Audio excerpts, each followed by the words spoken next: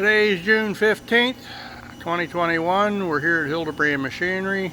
Show you a short video of the VF3 HAAS, stock number 19161C, Charlie. Wayne's written a little bit of a short program for you to do some basic operation. I'm kind of in a position here where we should be able to see the screen and the table movements and stuff all at one time. So go ahead, Wayne, hit the start button. Tool changer's coming.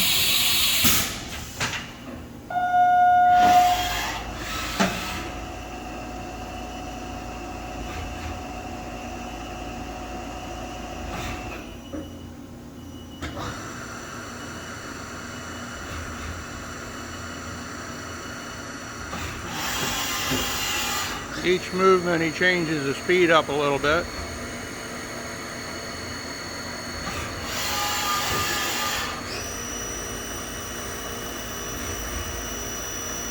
That's 4,000 RPM, 5,000 RPM,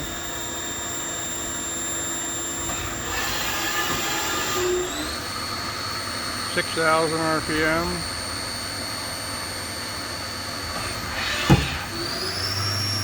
7,500, that's top speed.